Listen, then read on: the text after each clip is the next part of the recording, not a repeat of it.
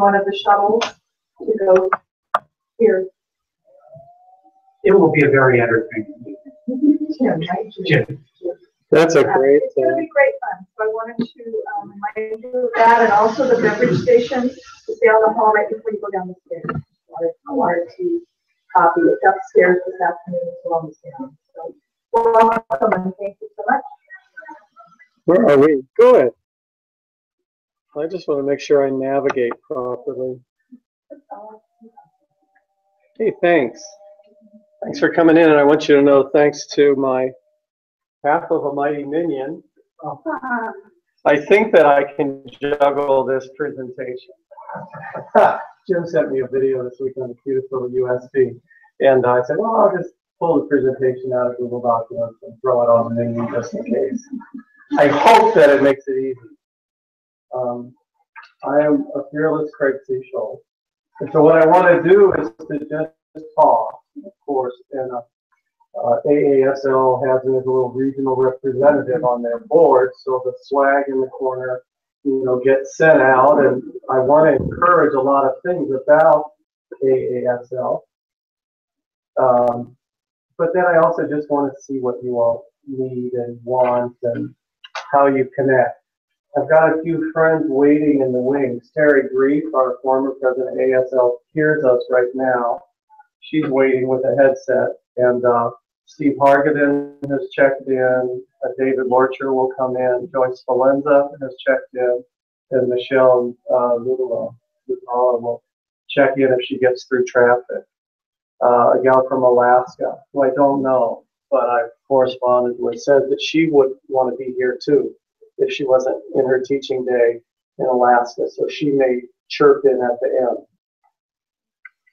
And with that many pieces in play, I think that we have to be ready to rely on one another, because that could all just break into 1,000 beautiful pieces if a bandwidth goes down or something. So I'm an elementary librarian, but I'm only part-time. I'm 2.5 days a week, so I'm off on Friday. And I said hooray this year, because I'm the ASL chair rep, so there's some meetings to go to on weekends and things. And then in WLMA, I'm the president-elect for the year coming up. That's me, but a little bit. I got to talk to a couple people, but do a couple of you want to sort of spot who you are? Jim, let's start back instead of the front. From our classical county down. And are you in one school, or are you responsible for many? Well, a number of them. I'm the district librarian. Any other district librarians? 1, 2, 3. Go ahead.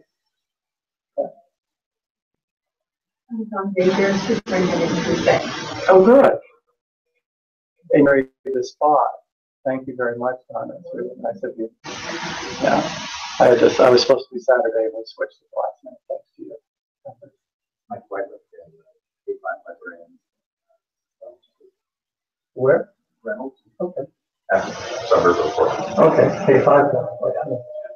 So Gregory, I'm not a librarian. I'm a librarian at Brooklyn Summer High School. I'm the district media coordinator for the Centennial Association. And how many schools? 10 schools, you said half time. Okay. Oh, yeah.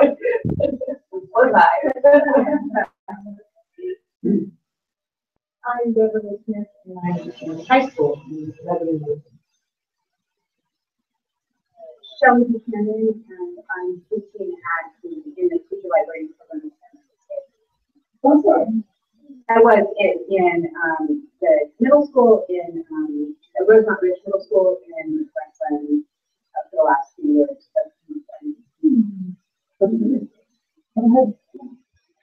Delia Wallace from Thomaston, and the librarian for our high school and our 2 middle schools. Pam Irvin, the new district librarian for the 3 river school districts, which the rural area surrounding high school. I'm Lori Lieberman. I'm a relatively new media specialist at 2 middle schools in Florida. So we have several 2 and 3 school people and then coordinating. Yeah, 13 schools, yeah. And in Seattle this year, when my position was just half time at the school I'm at, another school spoke up and said, "You want to do 2 schools?" And I went, "No, I want to change the funding in our district, and I'll take the hit this year." So I don't know. I'm a little urgent, or I'm a little impulsive, or fearless. There's some of our guests coming in, and but I think that the advocating and associating is really turns the tide. And I don't know how you feel in Oregon, and how many of you know each other already? Are you acquaintances, passing, new? But I think that there's maybe a few less bullets flying overhead, and the heads are coming up a little bit in Oregon. It feels that way in Washington. 2 weeks ago, we had the School Library Journal Summit up in Seattle, and it was really fun. That was supposed to change when I hit that button. And like I say, when it doesn't happen like that, I'm going to stop the screen share for a minute. I'm going to resume the screen share. Hi there, Joyce. Hi, Craig. Hi, David. And hi, Terry. Hi, friends. yes, thanks to all of you who are in. I'm going to try to keep moving so that, because you all are as much a part of this room as I am, but I think I've got there we go. I'm hoping that some of you, if you do like to tweet, that you use the tweeting that's going on with this conference, because that's the biggest natural resource we have for associating. Absolutely. As soon as people started tweeting this conference, it's like, oh, I want to meet them, and I grab them. And it's all about allies. Joyce has a really nice quote she uses in a lot of her presentations, that when they hire us, they hire the smart people we know. And it is really true. I was talking to my principal yesterday, and I said, sorry, I can't sub for other teachers tomorrow because I'm going to be in Oregon talking to people. And, and his boss was in the building saying, oh, and, sort of a district principal director. And they noticed that I associate around the district. And I just think that we're all on this thing together, the principals and the district administrators. And if they know we're connected, and if our heads are able to come up enough, I think that we're just in a much better position. This presentation, so they're on there, and this whole thing the whole hour will be available to share or to mine out. And the presentation is a Google Doc that you'll be able to get at from that. So I'm running it through Google Hangouts, which is fun. And that's what happens when you take a slide. That's all there. Those are things that I care about. Connect and thrive, get inspired, and have fun. I'm pretty much into this, whatever's going to happen tonight. Really glad Mark Ray will be down here in Washington. Mark is really the vanguard of having fun in this library job. He has way better shoes than I do. But it's really important that, too, as we come out, that we're not the downers in the room. We're the people that are really lively. We've got all the chops for 2020. We've got all the educational resources and skills and habits of mind, and it's just got to be way more fun. And there's that I wouldn't recommend to the profession and people coming in who are techs wanting to get endorsed in positions. There are a ton of AASL resources. There's a whole slideshow that typically a person would just come out and run through. A lot of those materials are there. I don't know how many of you in the room, are you even AASL members? Jim is? So there, yeah, you see. And that's a kind of funny one. I wrote a $180 check last night. And that gives me permission to pay to go to conferences, and that gives me permission to spend money. I lost $1,000 at the Super Bowl snowstorm in Chicago when my flight canceled, but I was having a great party, Super Bowl party in Chicago. It's terrible, but there's no question that the connections that we get through association really give us, Dominion's behind us, isn't it? I mean, what's your impression of that membership ballot? Does anybody want to speak to that? I don't want to hit you with a slideshow of all the things that prove, but I think for me, one of the things that was very encouraging this summer is through the ESCA reauthorization process in Congress, school librarians are now specifically included in that. And that was something that ALA and AASL lobbying helped to assure. Yeah. And that's worth its weight in gold. That was really exciting. I learned about it through Twitter while it was happening because there was something else. And then a librarian from Seattle was there on the floor ready to talk. And then I got to know Pat, who introduced the measure. Pat's going to join me. Thanks to an invitation from Joyce, on the 19th at 2 o'clock, and a conference being run by Steve Hargadon. Joyce is doing the TL day. I think I have a slide to that. And Pat Doty, who did that resolution, is there. I think that was a really big deal to make sure that the unions are seeing and that they've got our back. It was a big deal in our recent strike in Seattle, our one-week strike. There were library points on the table, and we got things. Any comments from the gallery out there? You all are welcome to join in, really. Terry, I think I'm going to skip all over the beautiful slideshow of the AASL. Maybe we'll go back to it at the end, but I think the conversation is more important. Terry, do you want to talk anything about, do you want to do a little bit of your pitch now, or shall we wait 5-10 minutes? Well, I'll just add to the, can you hear me okay? I'm having issues with my mics. Yes, loud and clear, Terry. Okay, great. Yeah. All right. So good. We've got thumbs up there. One of the things right now that's going on is this is still in Congress. So I just got a message from the AASL and YALSA office actually coming in and saying contact Senator Rand is in Kentucky.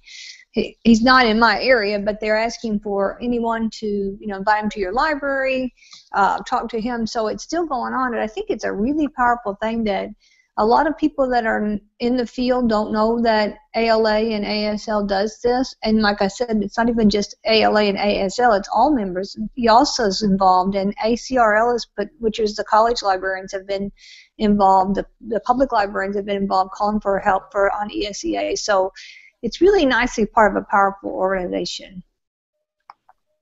It really is. It's an important issue for everybody in education, and like you're saying, it's an equity issue that you can really trump it. I tried to do a little wordplay with this presentation and say, let's associate. If you're not beaten down now by the WLMA lit document, it is the best one-page document for asserting the role and the rights defense, where they invent sort of future technology. The lit document, I was playing with that. So that LIT, the Library and Information Technology Framework in Washington State. So if you go to, and WLMA tweets at WLMA lit. So it's a one-page job description that says, we do reading advocacy, we do information technology instruction, and we do information management in schools. And in a one-page document drawn up, I don't know, 5-6 years ago now, it says this is what you can expect school libraries to deliver. The flip side of the document, you can find it in terms of student outcomes.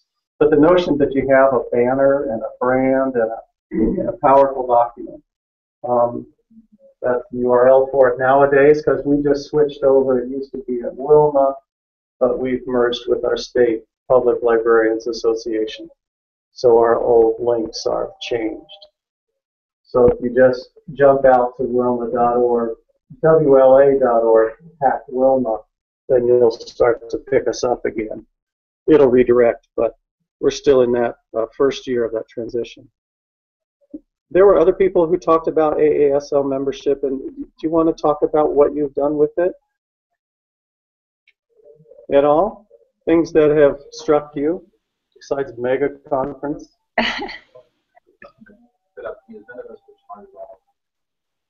Yeah, I think that's really the power that I thought with librarians. It's not not everybody is for each other, as we are. A lot of people are against each other, so they kind of do the star, and compete. And I don't get that. Librarians don't do that. And I think that's what makes us unique, is that we root for each other and support each other, and which makes us way smart. Yeah, are you all picking up that audio? There's the next question. It was a little garbled. Could you help us? We've got a couple of room mics that we might just try. It's always the random generator. But let's give it a try. Would you just say it one more time so that Joyce and David and Terry can hear it? Is that coming through at all? We've got power on there. Yeah, Craig, I think it'd help if you repeated Is that any better? Testing.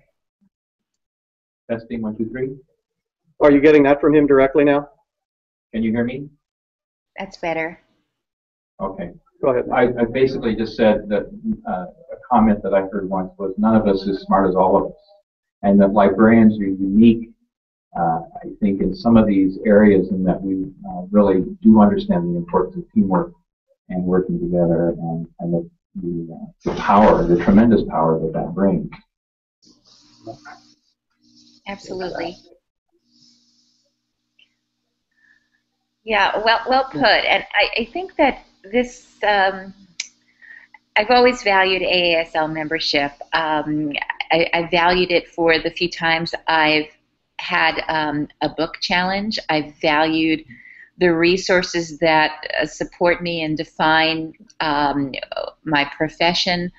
But at this time of year, as we move to the conference that happens only once every 2 years, I have to admit that I get a little giddy with excitement about this, because operating a little less as a singleton than we ever did before, because we're so socially connected, there is something very special about when we come together. And I am not, this particular time around, I'm only peripherally on the conference committee. I'm involved in a couple of big activities. I'll be presenting with some of my colleagues, but we're really excited about the newbie hackathon that we're having on Thursday night. I hope you don't mind me pitching this. Everybody's welcome to come and give AASL some feedback on how we'd like to see the association move forward.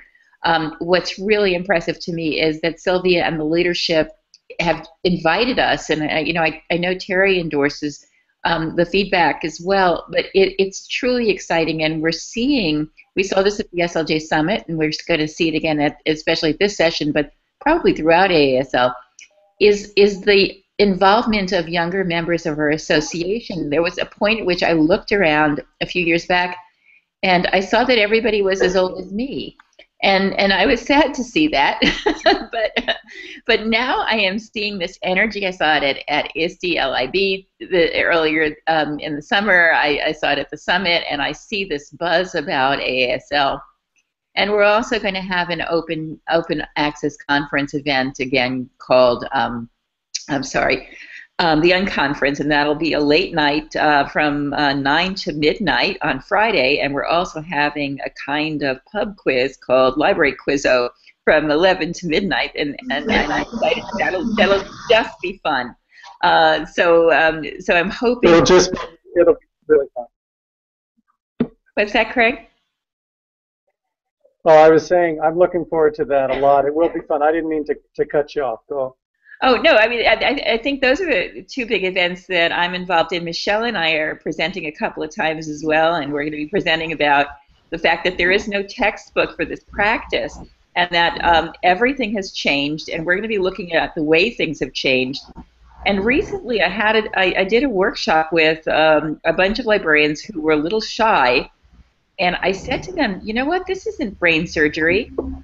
What would happen if you tried something, if you piloted something in your library and it didn't work? What would be the worst consequences, Chris Lehman says, of your best idea?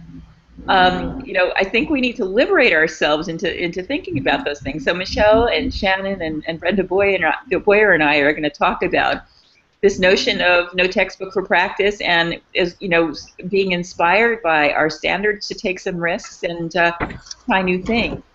And we're also going to be looking at evidence-based practice. So, but I'm also excited about learning from everybody else. I take so much back from the informal as well as the formal kinds of learning that happens at AASL, and so I am excited about Columbus. Sorry, I went on and on about that, Greg. Well, no, Joyce, it's okay, because it's exactly, I just want to make sure people in the room are feeling, so we see that at any point you want to jump in. I advanced to the slide, and are you you online seeing I popped forward? This was a video we made at our WLMA conference a number of years ago, and I just scraped up, you know, a few $1,000 and brought a filmmaker, and they kept grabbing people, and we sent them to the room. And Dave Lorcher, I know you're there, and the willingness to gather people together and say how much smarter we are together has really been a hallmark of so much of your teaching. David, any points there for you? Well, I still believe in that. It's called, and every student needs to learn that from as young as they are. You know, there's your own personal expertise that you bring to the table, and then you have to be a cooperative group worker so you can fit your piece into others. But it's really collaborative intelligence where a bunch of minds get together and really invent, you know, a whole new idea, experiment, outcome, all of that kind of stuff. I think Joyce is quite right. That's trying new things, being on the cutting edge. So. I'm going to use that being on the cutting edge, David. One of the joys for me in this notion of associating fearlessly, I was doing something with Steve Hargadin a few years ago, and Steve is in the room. His mute's muted, but he can maybe see. I'm going to leave to him. And I just thought, you know, Dave Lorcher, doesn't he live around Salt Lake City? And Steve Hargadin, doesn't he live around Salt Lake City? And wouldn't they like to talk? And it was just that. You know a librarian, you know somebody who knows somebody, and wouldn't they like to talk and strengthen each other's practices? And a few years ago, just by that fearlessness of having people meet, maybe I'm just a people librarian because I don't do good on the shelves. You know, the books are a mess and stuff. But I do really love to connect people. And Steve, do you want to talk about that sort of social piece a little bit? Yeah, that's so interesting. David and I now have a rich history of associating with each other, including many lunches and even rooming together. Who would have guessed? Yeah, I mean, I think, you know, you asked the question, and you may get to it yet, about, you know, who's influenced us. And I think there's this progression, right, from seeing people online to creating a connection to then having a deeper connection. And for me, sort of the litmus test of that is, you know, have I actually built a personal relationship with someone? And I can name, you know, probably as many in this room can, dozens of people with whom I now have deep personal relationships where the conversation is so critical to my own thinking that came out of the ability to connect online. Yeah. Personal relationships are true. Paige just slipped into the room, and since she's a friend, I can just call her out and say it's a really great personal relationship, right? She went from Washington to Oregon, right, as she gathered attention. But we see each other in so many ways, and we connect in so many ways. That's great. I'm going to hold myself a little bit, make sure that I'm moving through what I thought was a sequence for you all, but darn it, the slides. I have to keep kicking back and forth here to make sure I'm doing this right. Let's see. I've lost the ability to advance my own slides.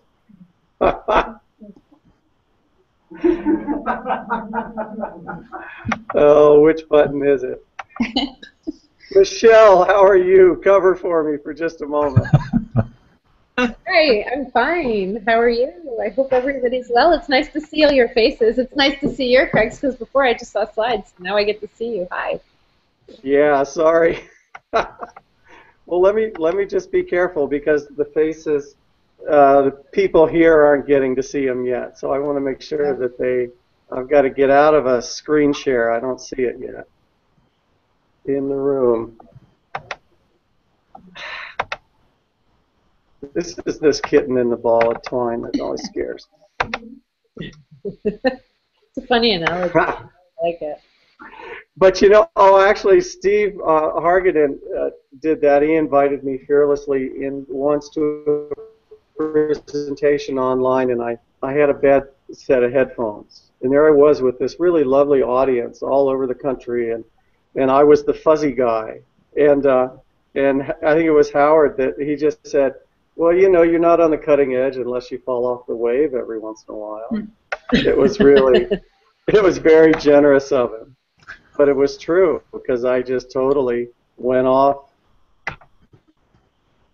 There we go. Let's see. Come on now.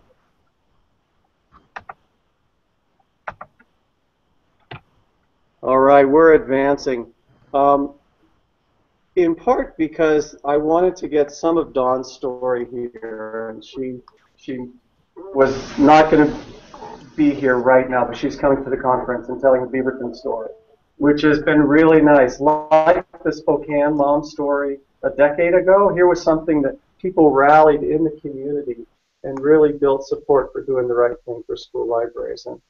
And it's really exciting that you all are starting to get examples here, right? Portland has had some success, and the group in Beaverton. So I really, again, Dawn's story would be she reached out to the LIT document and Mark Ray in Vancouver. Again, it's that personal connection. It's why that little twittering relationships that build into real friendships are a wonderful thing. Make sure I'm gonna. This is my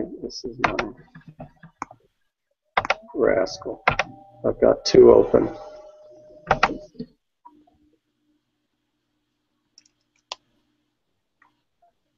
This one. This presentation. Well, if you went to my Google Plus, it's there. I think I tweeted it a couple days ago. Let's see there. I totally.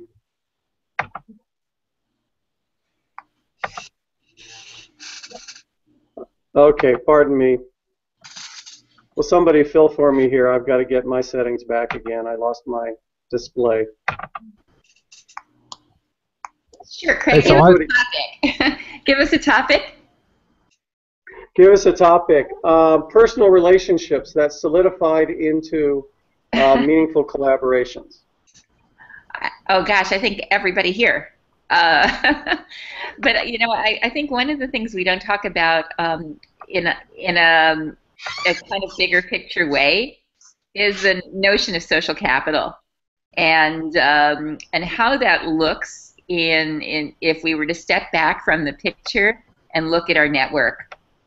And if we were to do that, and there's a bunch of digital tools that help us do that, what we look at also is the spread of our influence across a bunch of other networks. And you can see that each of us bridge in a different way. So, I am bridging with a bunch of different types of educators and the folks that I meet outside of the library community in different ways. When I'm at an education conference and I send things back to TL Chat and ISTE LIB, then we're bridging the network and sharing information that wouldn't have been disseminated before now. And each of us is doing that. And Terry's sending stuff to national as well as her state organization, as well as the people in ALA and DC, I'm sure.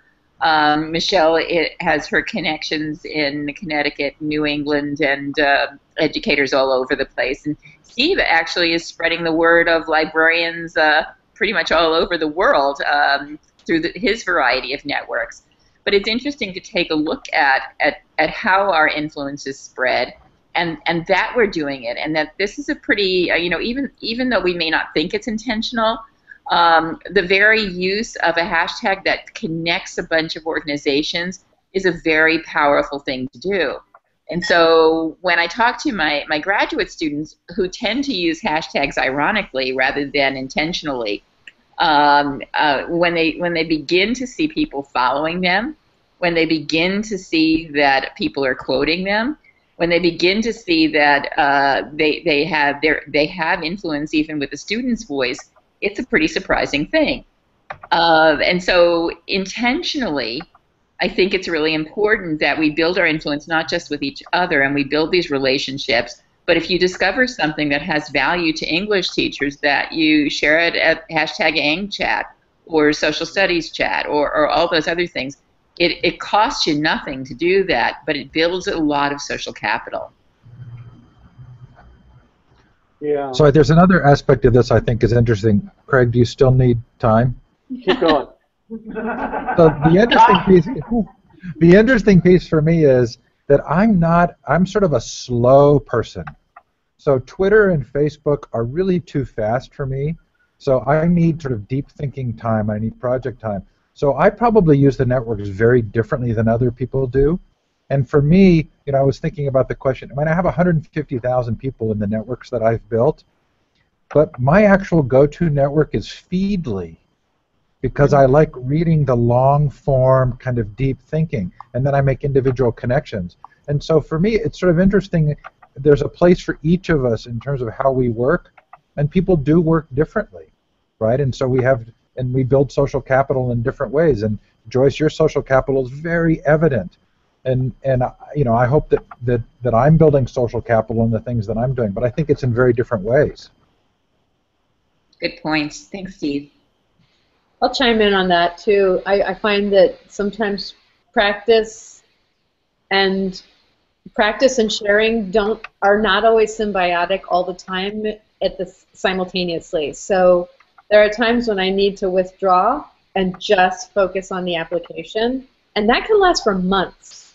And then there are other times when I'm out there and I'm ready for new ideas and I need to ingest and I need to consume and connect, and that's very important. So it's one of the things that somebody said to me a very, very long time ago is the beauty of this social capital is that you can kind of you get to make it what it is, and there's no rules that says you have to be on all the time, and that you can make it what it needs to be and participate in a way that suits your learning and your development. And so I think Steve's point is a really important one, and I'll echo that.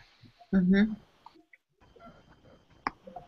Probably highly influenced by my reading of The Circle this year.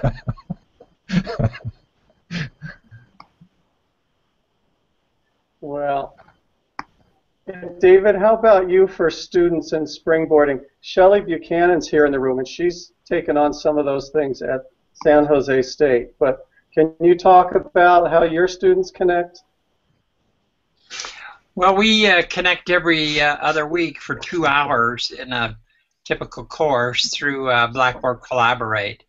And I find that highly exhilarating, much better than just discussion forums and those things, because we can work together collaboratively and develop things. So again, we get around to this collaborative intelligence where everybody's gathering ideas, putting them together in real time. And so we can do research in real time, we can do idea sharing in real time, we can do analysis and synthesis.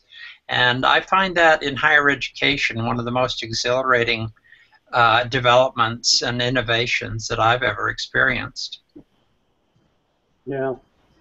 We the real-time thing, I think on the screen right now, we're seeing, this is one of these sort of positive narrative things that I do. Sometimes you get together in big library groups and they're talking about their heads down and the cuts, and certainly the 2008 cuts were devastating, and the real-time Google map that people built very quickly about where's the cuts, and it was just an ocean of cuts. And so I tried to do this. very quickly Joyce said, okay, that's an idea, and she could put it in her blog at School Library Journal. And the minute Dawn had some new positions coming up in Beaverton, they popped up on the map. And so the little pockets there on the map, the way it was 2 weeks ago when I took this screenshot, are really very limited, aren't they? I think it's pockets where people are noticing and reaching out and connecting. But I keep wanting to go back to it because it builds. It builds, I think, people who are students who can look up and say, oh, there's a bunch. You know, maybe I need to move back to Washington from Oregon. Or, you know, what's going on? There's things happening in California that we didn't know were going on. And creating a positive narrative is one of the really great things about associating, because you hear these really smart, agile,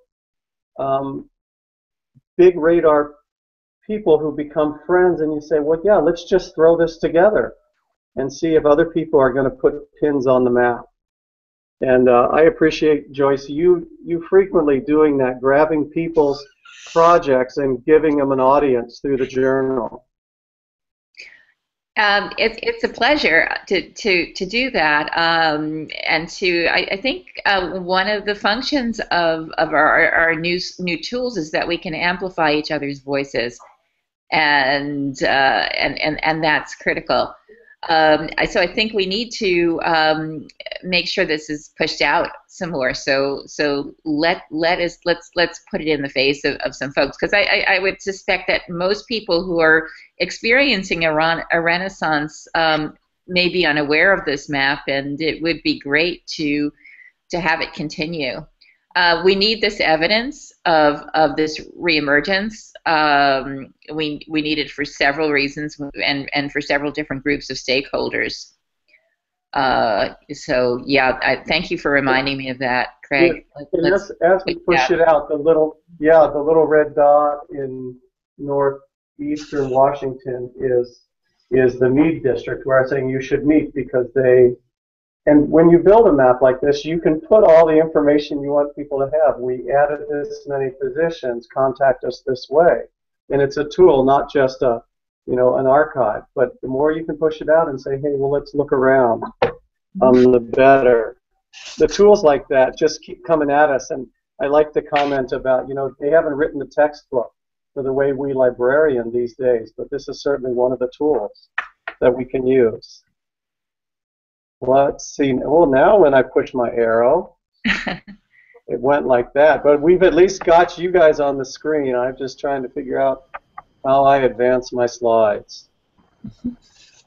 Terry, do you want to talk a little bit more about this conference organization? David and I tried to play with it with the fall forum, and we tried to do a knowledge creation last fall. You came to that, Shelley, and yet this conference is picking up some of those pieces the way we hoped they might move.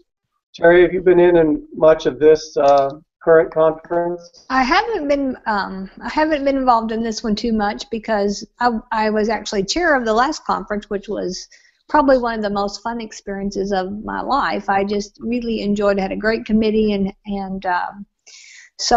but I'm like Joyce. I love to have that face-to-face time with people, and it's because I don't ever know what's going to happen when I get there. There's something that I haven't even thought that I needed to know, or sometimes I go looking for certain things. I want to learn about this. I'm going to see how people are using Twitter with their students or something like that. But then on other times I just walk into something or with the conversation in the hall, and I get this great idea to use with my students or my faculty, or with my principal, or something that just happens on the fly.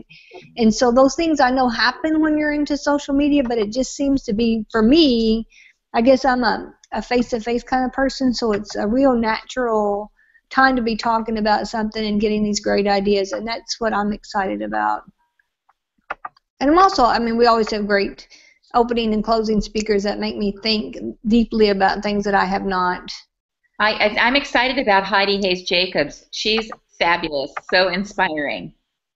I've never been to one and I remember them all. I remember seeing Daniel Pink and thinking, oh my gosh, what have I done here? Well, I'm doing this all wrong. I mean, it's something that makes you think so deeply that, and in our day-to-day lives, I think, especially when you're a one person in a school library, and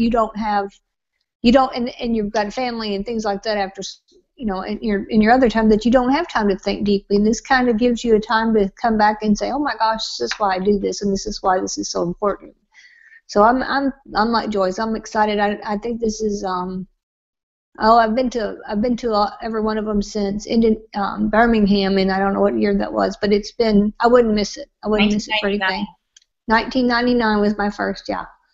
So I haven't missed one since. Michelle, could you take a minute do you all know the EdWeb network of presentations that Michelle runs? Can you talk about that a little bit, Michelle? Because that's been a remarkable piece of my learning journey. Oh, thanks. Well, edweb.net started actually, Lisa was watching her then early 20s something daughter on Facebook, and she said, we need a community like that for educators.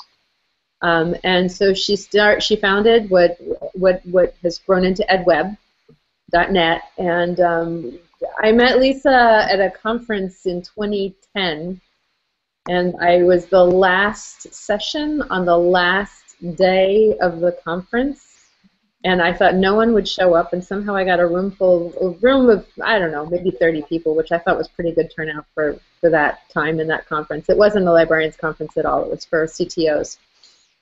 And Lisa was in the audience, and my computer completely died, like literally just died, couldn't start up, done, over. So somebody just sort of said, just talk about what you do. And I did, and it went, I guess, okay, because Lisa approached me afterwards and said, I started this foundling sort of social media thing, but the librarian community is the most active out of all of my groups, and I think we need some sort of glue to bring them back on a regular basis. So I'm thinking perhaps webinars would be a good thing. So we started our first webinar in July of 2010, and that community grew into a community of about 10,000 people, which, and I host more or less monthly webinars. I took the summer off, and I'm taking this month off, and then we're coming back, and we're shifting the format a little bit to make it more conversational and less one-way presentation. So we're transitioning the format just a wee bit, and I'm really excited about that transition. I think some great things are going to come out of it, because what that means is rather than hear the same voice all the time, you get to hear a lot of voices bounce off of one another, and that, I think, is really exciting. So our new tag is "It's a conversation, not a presentation," and that's really sort of, it's not new. Obviously, it's what's behind ed camps and on conferences everywhere. But I think the idea to bring that to the webinar format will be a lot of fun. Yeah, and Steve, I think you can talk about that a lot, because your series are often in that conversational interview style. Yeah, you broke up a little for me, Craig, but I'll riff on that and see if I'm going the right direction. And I think it is interesting how, like, this platform that we're in right now doesn't really allow me to watch the audience response. And as presenters, we're chatting a little bit in the chat, but Blackboard Collaborate and some of the other platforms do a really good job of allowing kind of that deep conversation amongst the audience. And I can remember when people would come in to present, and there would be this sort of flow of conversation unrelated to what they were saying, and it kind of threw them. Right? It was like the audience wants to talk. They want to connect with each other, and you're just sort of the catalyst for that conversation. And so it's really fun to watch an event take place where the audience really gets involved, and they're not just talking to the presenter, but they're talking amongst each other. And that's the reason, for Teacher Librarian Day, in particular, coming up, and for Library 2.015, we stuck with Blackboard Collaborate. It's not as visually snappy, but it does allow the audience to talk to each other. It does, it has a whole, how many of you have used the Blackboard tool? It has a whole side chat, and you can grab any of the people in the audience and have a side conversation going. It's perfect for spitballs in the back of the class, which was the real takeaway. Are there people here with comments in this room too? Because I don't want to just keep dishing out to them. Is this meeting some of the needs of what you want to do with association time? Are there ways of connecting you all in the room here that we might?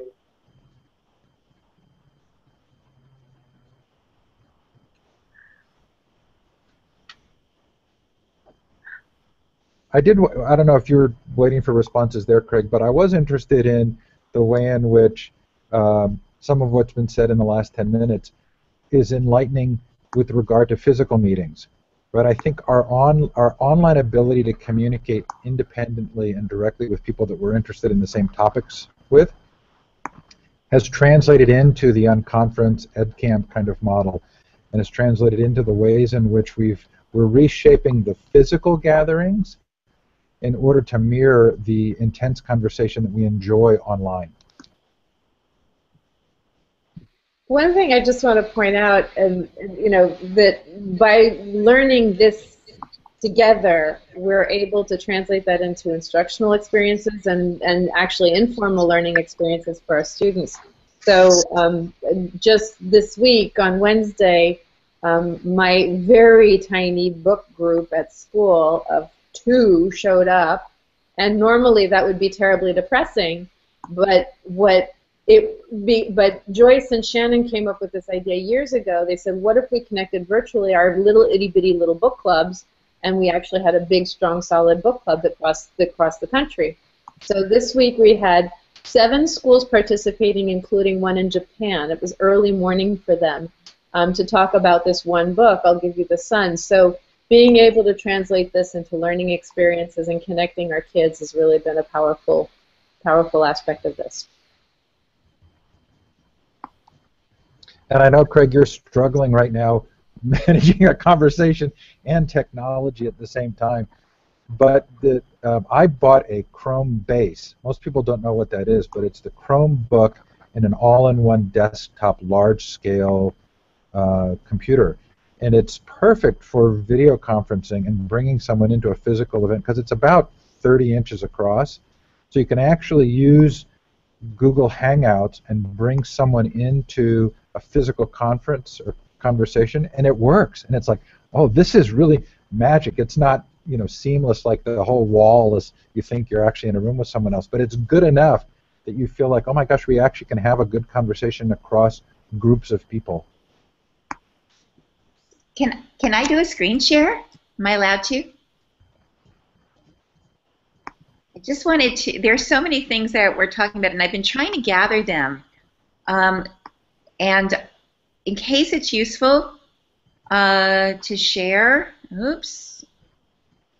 Okay, so yes, here you go. So what I did was I pulled together an infographic, which is still loading for some reason, but it's hyperlinked. And I tried to, across associations, pull together. I am sorry about the short loading time, but when it loads, it's really actually okay. So you can see that the ISTE material is there, the ASL material is there, our TL News Night, and TL Cafe, some of the library journal resources, materials from Scholastic and the various different vendors, Google's material, and I'm happy to continue to add. It's not in alphabetical order or anything, but I'm happy to continue to add material here as it comes up, because I wanted to just really create an index of how many rich experiences you can have, and there's really no excuse. You don't need to wait for the workshop to come to town and pay a lot of money for it, because it's there for you. And so, feel free to spread this, and I don't think it's this particular tool, Pictochart, is collaborative, so I'm happy to just add anything that people feed to me there. So I'll stop the screen share. To add material here as it comes up, because I wanted to just really create an index of how many experiences you can have, and there's really no excuse. You don't need to wait for the workshop to come to town and pay a lot of money for it, because it's there for you. Feel free to spread this, and you know, one of the things that brought up, Joyce, this is Terry again, but is that sometimes I wonder how people that don't ever get out of, so I think about when I graduated from college and I started working in the library, and that was a really long time ago. And so how do people that never get anywhere or go anywhere, and and you know there's librarians like this out there, how do they find these resources if they're not looking? And maybe, I guess in my mind, if you're not involved with your professional association, you don't really even know that you should be looking, so that you think, one of the things I always go back to is kids in school said, how do you know about computers? Did you learn that in college? And I said, well, you know, when I was in college, the computers were as large as this room, and they used something called punch cards. So, no, I didn't learn that in college. I learned it from keeping learning, because that's what we do.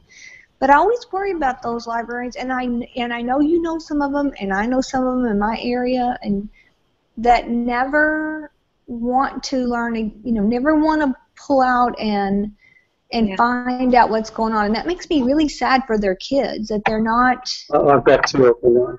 Yeah, you know, Terry, that actually, I mean, it's not just about the... I just closed one. Learning. It's about the disposition of learning, and that we don't have to wait for it to happen in our classrooms. And I think that what we do with this, when I bring an idea from a workshop that I discovered, or from a conversation with you, for instance, I'm modeling the notion of social learning, of informal learning, of lifelong and life-wide learning. And I think one of the things, when I get those lovely notes that we all get back from students who have graduated years ago, what the consistent theme in mine is not that I taught them how to search better or they remember how to pull together a citation, but it is that I taught them to always be learning more. That was what I modeled, and that enthusiasm of a new discovery, or something that I shared with them because it was a great tip that I got from someone else, made them want to be a connector, or made them want to figure out how to build their own current awareness. And when I got out of library school in the 70s, we called this kind of stuff current awareness, and we did it for other people, not necessarily ourselves. But right now, you know, I know Harold Jarkey is calling this personal knowledge mastery or management. But this learning how to continue to learn in your interests and passion areas is so important. And again, it lasts longer than the knowledge of how to solve for X or balance or do a chemical equation. Joyce, go ahead. I guess that's what I'm saying, that we need to I guess I wanted to say that I started out by meeting with the people in my area. You know, we met for dinner, and we still do actually every other month we meet for dinner and we just chat. But if something comes up, and then I started going to state conferences, and so this was a long time before we did have a kind of social media. But I still look at some of the librarians in my area that don't do those kind of social events, or don't, you know, and I'm not judging them. I don't know what's going on in their library, but I think about what they might be missing, you know, because they're not being involved in some kind of professional learning community of some kind. And maybe, you know, maybe I'm wrong, maybe they are, but it's just like if you mention something about, oh my gosh, did you see that, you know, blog on knowledge class that was so cool about let's do this, and they're like, what are you talking about? Or even something at the state level. And it just seems like to me that that's one of the reasons I feel so strongly about being part of a professional association, because of that. That's what I've gotten from it. It's not just friends that are close by, but I've learned, have friends from all around the world, and that's been a really cool thing for me. There are some things, Terry, though, that I think that are unforgivable not to keep up with, and that's scary to me.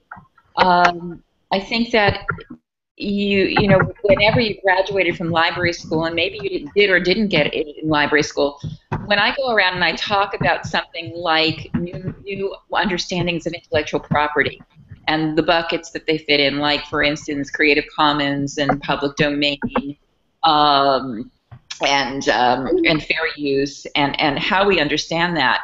If you're if you're approaching that kind of thing with a 1980s perspective, then you are guilty of malpractice, because you can't stop learning in certain areas of our practice. It's not fair, and it misrepresents us. And so how do we retool, or how do we alert people who are not retooling that, wait a minute, wake up, let me shake you, this doesn't look like this anymore. It's important for your own growth and pride, but it's also important because this is a profession that has shifted dramatically in the last few years and continues to shift every single year.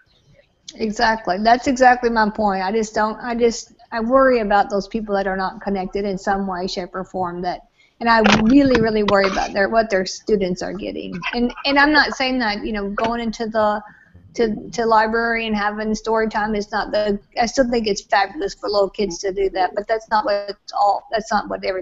all about anymore, like it used to be made when we were in school. So that's just, I just think being involved in a professional association, a professional learning network, gives you those opportunities to learn things that you don't even you're not even dreaming that's out there yet.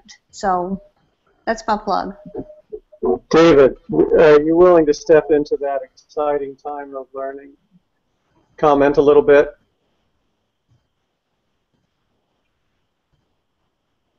Because you've seen, you've questioned over some generations, and your ability to keep learning is just dazzling.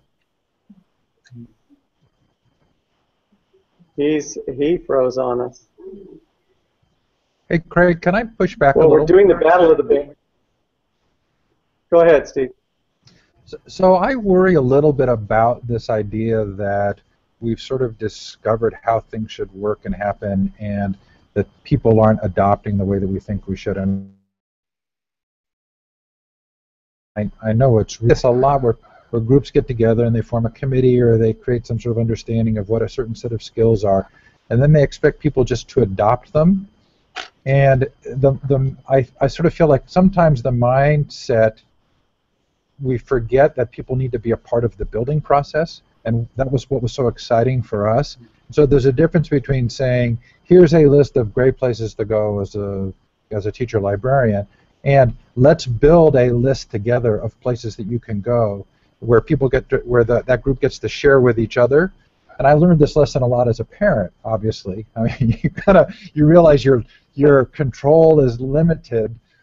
But I do think that this is one of the inherent dangers of the progression of any kind of a community, is forgetting what people need to go through at the beginning to be a part of a building process. And I think that's one of the beauties of the web right now, is that there are so many opportunities for people to build from the beginning together. I'm not sure that made full sense, but maybe somebody can riff on that. Cheryl, why don't you take a riff on that? You're up there in Alaska, and you were nice to jump in here in a break of your stay. Can you unmute your Oh, she just left. Oh, we didn't get her in time. She's a practicing librarian also, I think. President elect or something of the Alaska Association. I did not cue her soon enough. David, you seem to be back and moving. Do you want to talk a little bit more about that, learning along the way? Well, I think there's a big fear factor. I feel like the other night I was in a book discussion group, and there was an elementary school librarian there, and she'd heard me. And, I mean, they come to Joyce's presentations, and she throws out these fabulous tools, and I spout off all of this kind of stuff. And I think it just makes people just, I agree with Steve. They haven't been a part of the creation of that. So it just seems like, I think, an overwhelming idea. And all she could think about was how wonderful it was to have her children come in, and she could help them find a book. So it was kind of like this, as she tunes out. But but it's also, I think Joyce is quite right, it's malpractice if you're not reaching out now when you could engage in the great opportunities to build and create, and then you own it. He's quite right. It's you own what you help build. I mean, it's like the library. If we build it, you know, will they use it? No, because all they are on is Google at their hand. And so if they help build, for example, the virtual learning commons, you know, instead of the old library website that just goes one way, if they help build that place as a participatory community, I'm talking about the students and the teachers, they're going to use it. I mean, it will be a part of their life because they have helped build it. So I think that's one of the great discoveries that every teacher librarian needs to make. You know, that if I learn once, get my credential, and practice for 20 years, I'm sorry, that day is gone, and principals are getting rid of those folks like crazy, and hoping. I mean, so many principals dream of the kind of Joyce Valenza that they might hire with, and Michelle and all of these other great folks that really know, and they're anxious to you know, develop and grow and always in beta mode, you know. So anyway, enough of my preaching. Do you have any advice on how to raise comfort levels? Do you have any advice on for public educators how to raise the comfort levels of those Luddite or reluctant? You know, David used the word beta, and I use it a lot too. And what's the name of the person who's speaking here? Joyce, this is Jim Tyndall from Val, Georgia. Hi, Jim. I think that's the notion of being in beta is one that I embrace, and it's an attitude. It's about a hacker attitude these days. Nothing is going to happen perfectly right out of the box. One of the advantages that we have in working with partner classroom teachers is that we can take a couple of risks. It's important to have a plan B, but you don't move forward unless you take risks. It's also kind of an engineering approach. Some of the best instruction I've done has happened when I failed, and I said to the class, gee, I wonder what happened. And 3 or 4 kids will say, Dr. V, had you thought about doing this obvious thing? And then I will do it, or, you know, but let's work together and figure out why the robot isn't running, or all these things. But it's not, you know, again, I'm saying that this is not brain surgery, and that what would be the worst possible thing that could happen if an idea that you tried that you were excited about didn't work perfectly. I think you need to let go of the notion of having to be perfect. Maybe you don't want to do this when you know you're being observed formally, but you also have multiple times to get it right. You will learning. You find a way to make sure that learning happens during the particular instruction that you're planning, but also, you know, just have some fun with this. The library is a place where you can be playful about learning. And I don't, you know, I can't even imagine a day that went by in my library where we didn't all laugh for a little while. And I'm not sure, Jim, that I'm addressing your question perfectly, but if I had the power to give you permission to try and fail, which would be the first attempt in learning, and then try again, I would say that that's an important thing to model as well. I was noticing it seems like a lot of this deals with understanding and managing change in our culture, and I think it's helpful to look at people who know how to do that. And, I look at Japan and their protocol, some of the total quality management stuff. I think it's helpful to understand, you know, what education is and what it isn't. And, it seems like that's kind of where this theme that we keep coming back to is, knowing what to do. Yeah, we're sort of in the education business in the broadest, most general set of tools in the house, right? We still are. We're doing professional development for adults. We're doing, literacy. We're doing all those things, and it's really nice to be able to sort of see that through the whole process in the school. It's interesting to think about that from the industrial model as well, from the Japanese model. Michelle, did you have any other thoughts before I see you're about to take off? Why don't you unmute your mic and share them with us? Thank you. Well, it's a hokey quote, but life begins at the end of your comfort zone, and those are my parting words of wisdom. Because really, if we're not just a wee bit uncomfortable, chances are we're doing something that is routine or possibly just possibly unimaginative. And if we're outside of our comfort zone, chances are we're stretching our imaginations.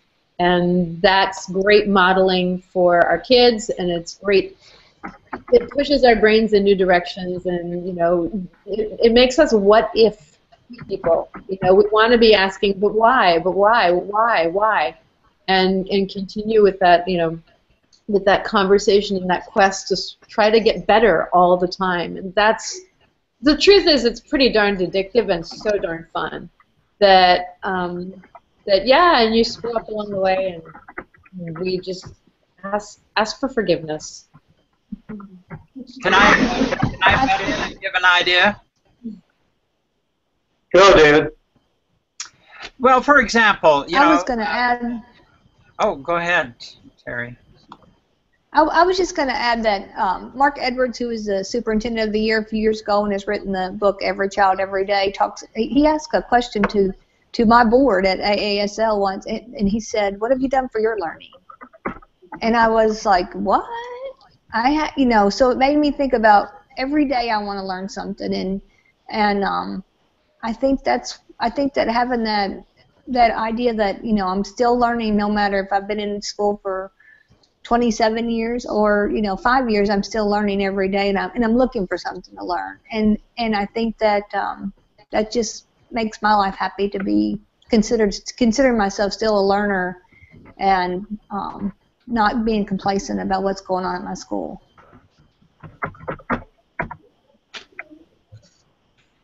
Well, as an example, you think about the library as a place to consume things, and has been for 1,000, 2,000 years.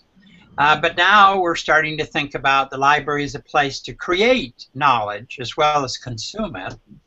So, and there's all this excitement about makerspaces. So I asked my students, I said, but the makerspace is a place, and not very many students can get to it.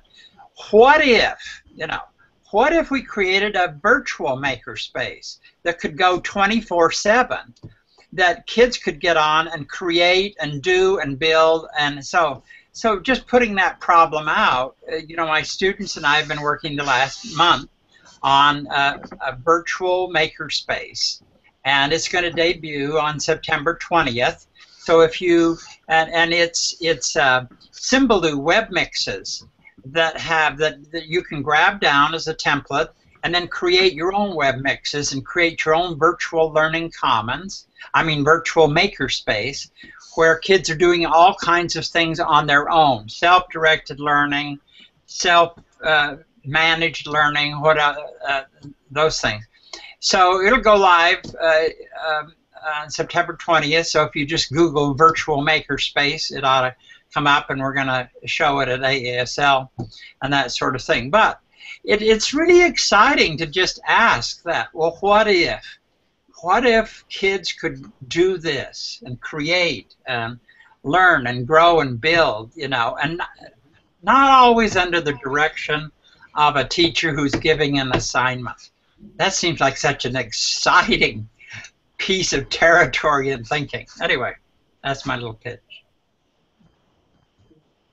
That's a great one. The sort of what if, and what if associating with this rich for us. And, you know, I walk in and what am I going to learn today and who am I going to learn it with and how can I tap associates to do it with? Back on the theme of that sort of conversation today. It's really, you know, what if and why not? And I work in the library. I'm going to go away from there with that one.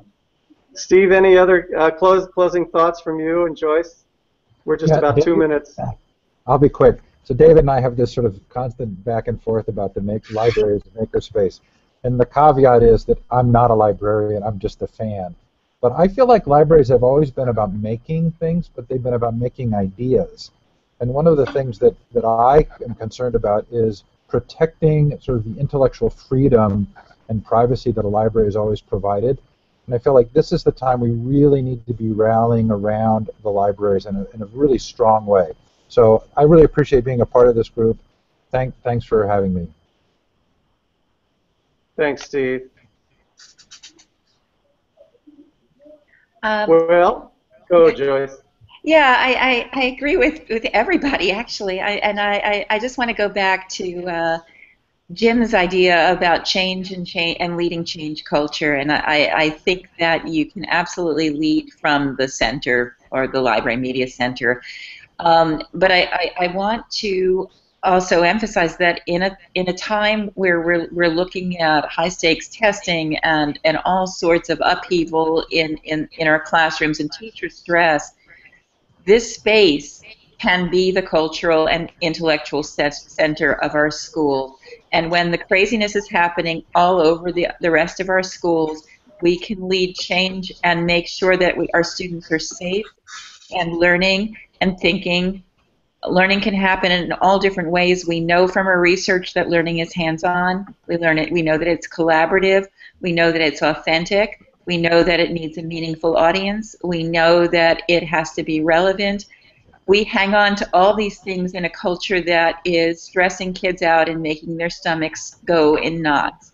And so if we can be true to what we know that learning is and lead change and help teachers manage the craziness that they have to cope with and make safe places for learners, I think that's going to be very important, and that's going to help lead change in our schools.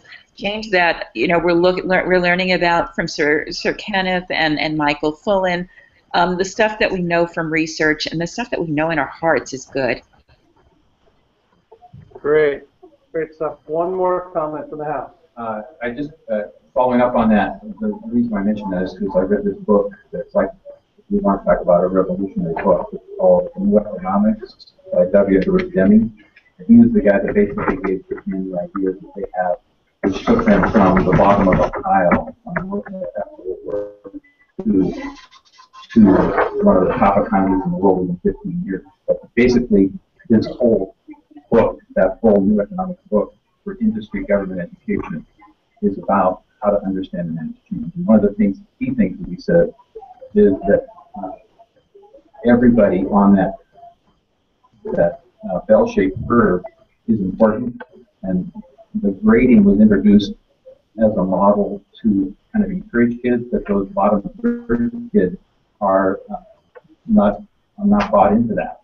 They're basically told they're losers, and being able to recognize that all those kids are important, that every one of them, including Winston Churchill, who had dyslexia, who was probably considered brain damaged at some point back in the early late 1800s. But anyway, that's a really revolutionary idea that kind of we have to kind of think we have to kind of think outside the box of what we've been doing to what do we need to be doing in the future. Oh, thanks. And let's make sure that we do it together as a closing line. Yeah, think out of the box and let's do it together. So thank you all very much. Thank you all for playing online, and go on with the rest of your days. Okay. See you at Teacher Librarian Day. See? Yeah, you bet. All right. Thanks, guys. Thank you.